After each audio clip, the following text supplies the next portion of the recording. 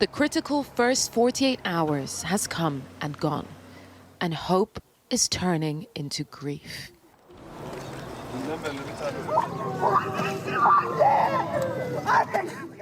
The cries crack through the crowd, bringing home a painful new reality.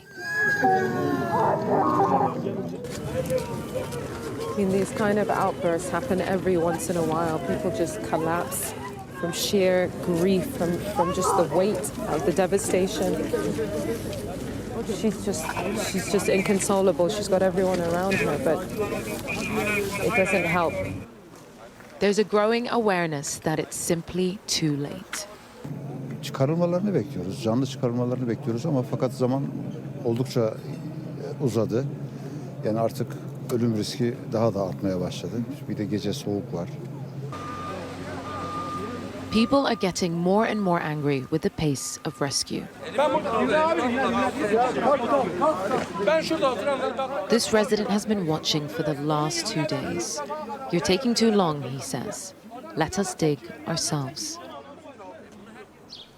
This building was also home to a man and his wife from Aleppo, Syria, who are still missing.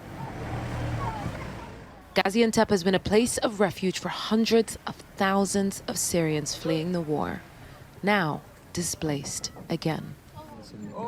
Khalid left Aleppo 10 years ago at the start of the war. He says the last few days have reminded him of life in war-torn Syria and the suffering felt by families still there. But those in Syria have been devastated by the earthquake too, with little access to aid. Isolated rebel-held areas, a sanctioned government, and damaged roads are limiting the pathways for relief. There is a huge shortage in medication, medical consumables, shelter, food, NFI kits, with no international aid until now. Unfortunately, Syrians feel they are forgotten.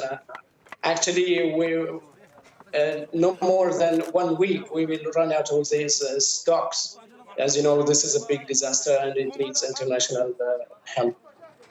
Back in Gaziantep, Syrian refugees have spent a decade making themselves at home, to now live in cars.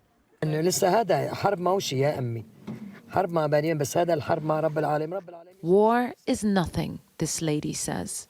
This is a war with God. Uprooted, uncertain, and unable to turn anywhere else, but back to that same God, praying for mercy once again. Yusra al-Baghir, Sky News, Gaziantep.